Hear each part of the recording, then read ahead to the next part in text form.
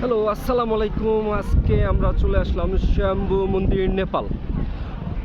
তো আপনাদেরকে আজকে দেখানোর চেষ্টা করব স্বয়ম্ভু মন্দির সম্পর্কে বিস্তারিত আলোচনা করব এবং স্বয়ম্ভু মন্দিরটাকে আপনাদের দেখাবো।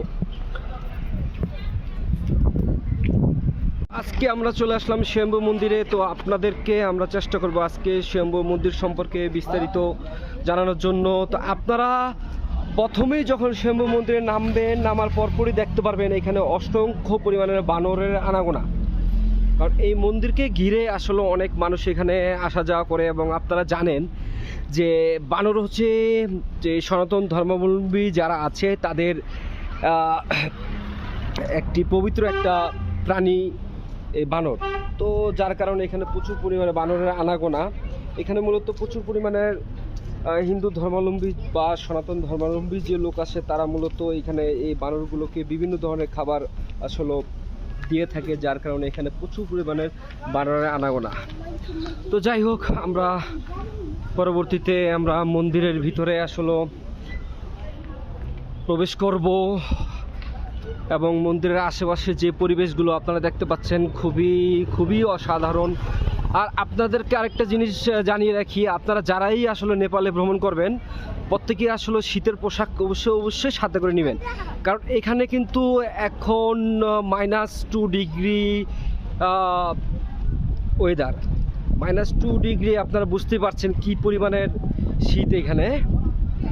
তো যারা শীতের পোশাক নিয়ে আসবেন না সেক্ষেত্রে এখান থেকে আসলে অতিরিক্ত দামে আপনাদের ক্রয় করতে হবে। আর আপনারা আরেকটা জিনিস জানিয়ে রাখি, আপনাদের এখানে কিন্তু আপনারা যাই ক্রয় করবেন না কেন প্রত্যেকটা জিনিসই আপনারা খুবই দাম দর করে নেবেন। অনেক সময় দাম দর করার পরেও তারা স্ক্যামিং করে, যার কারণে খুবই দাম দর করে ক্রয় করবেন। তো এখানে ঢোকার জন্য আপনাদেরকে আসলে আগে টিকিট ক্রয় করতে হবে, এন্ট্রি করতে হবে। তো এখানে আমরা অলরেডি টিকিট ক্রয় করছি। টিকিট ক্রয় করে দেন আমাদের উঠতে হবে। এখানে অলরেডি কিনে ফেলেছি entry ticket. So entry ticket, তো এখানে সিকিউরিটি গার্ড আছে, তারা আসলে এন্ট্রি করবে, দেন আমরা ভিতরে প্রবেশ করব। তো এখানে প্রতিটা টিকিট নিবে হচ্ছে ইন্ডিয়ান 50 এনপিআর, মানে নেপালি এনপিআর, আর ইন্ডিয়ান হচ্ছে 45 রুপি। এখানে ইন্ডিয়ান রুপিটা আসলে চলে। তো সার্কভুক্তদের জন্য হচ্ছে 50 এনপিআর, মানে নেপালি রুপি হচ্ছে 50 সার্কভুক্ত। আর সার্কের বাইরে যারা আছে এদের ক্ষেত্রে একটু বেশি, এদের ক্ষেত্রে 100 এনপিআর নেওয়া হয়। তো দেন আমরা আস্তে আস্তে আমরা মন্দিরের উপরে উঠবো এখন। তো দেখতে পাচ্ছেন বন্ধুগণ এখানে অসংখ্য পরিমাণে এখানে পর্যটক আছে এখানে। তবে একটা জিনিস বলে রাখি, এখানে কিন্তু ম্যাক্সিমামই হচ্ছে ভারতীয় উপমহাদেশের পর্যটক এবং বেশি পরিমাণে আসলে সনাতন ধর্মাবলম্বী যারা আছে তারাই আসলে এখানে আসা যাওয়াটা হয়, কারণ তাদের জন্য এটা একটি পবিত্র এবং তীর্থস্থান।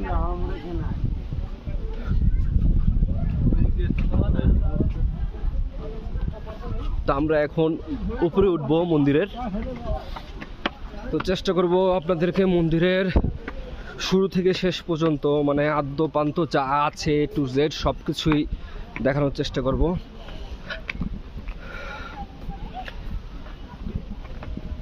এখানে অনেক উঁচুতে আসলে পাহাড়ের অনেক উঁচুতে আসলে মন্দিরটা, উঠতেই আমাদের আসলে অনেক কষ্ট হচ্ছে। দেখতে পাচ্ছেন এখানে একটি বানর। প্রচুর পরিমাণে শীত থাকার কারণে আসলে মা বানরটা আসলে তার বাচ্চাটিকে আসলে শীত নিবারণ করার চেষ্টা করছে।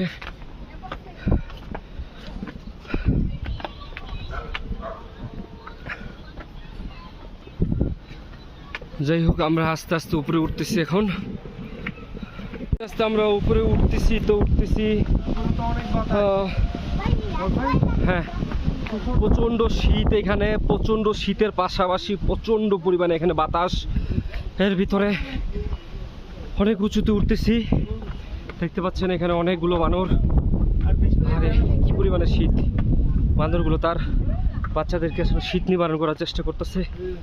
দেখতে পাচ্ছেন, ওরে সুবহানাল্লাহ, কি পরিমাণের বানর দেখতে পাচ্ছেন।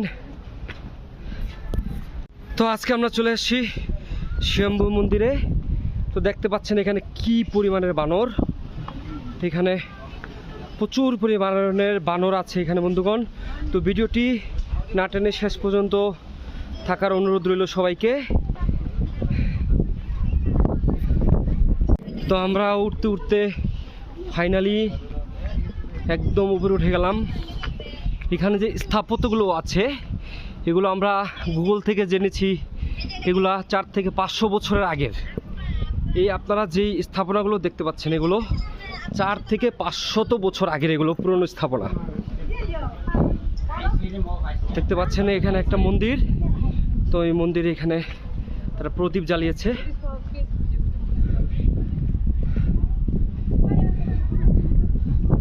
দেখতে পাচ্ছেন এখানে বিভিন্ন ধরনের আসলে শিল্পকর্ম, নেপালের যে ইতিহাস ঐতিহ্য আছে সেই ইতিহাস ঐতিহ্যর যে কিছু শিল্পকর্ম এখানে আছে।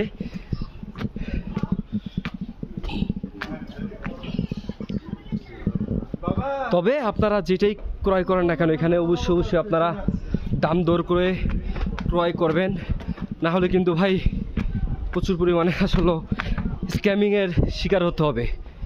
দেন আমরা আরও উপরে উঠলাম। আরও উপরে ওঠার পর আমরা ফাইনালি আমরা মন্দিরের খুব কাছে চলে আসছি। মন্দিরকে ঘিরে এখানে অনেক পরিমাণে আসলে এখানে ব্যবসা বাণিজ্য গড়ে উঠছে। এখানে মূলত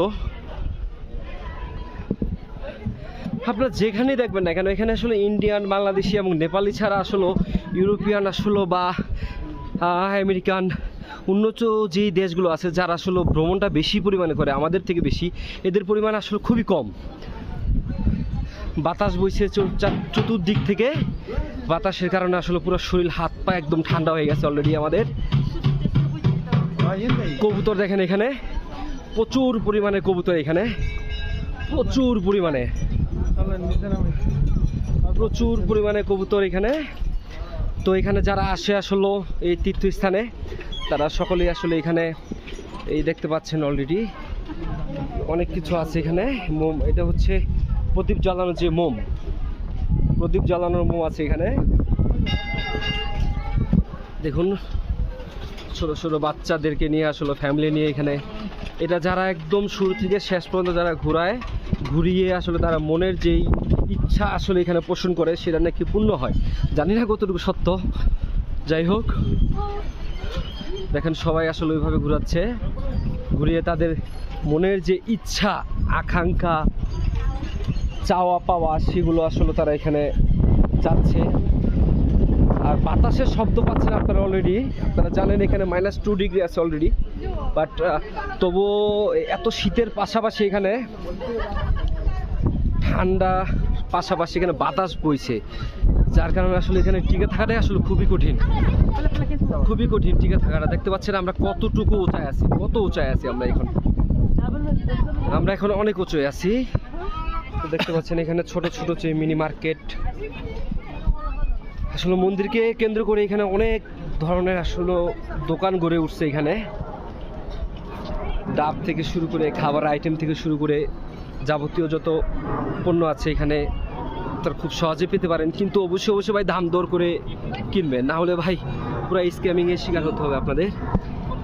দেন আমরা নেপালের যে পুরো শহরটা, কাঠমান্ডুর পুরো শহরটা আসলে আপনাদেরকে এই মুহূর্তে দেখাচ্ছি। এটা হচ্ছে কাঠমান্ডুর একটা শহর। এই কাঠমান্ডু শহরের ভিউটা দেখতে আসলে অসাধারণ। দেখতে পাচ্ছেন না আকাশটা আসলে খুবই মেঘলা আজকে।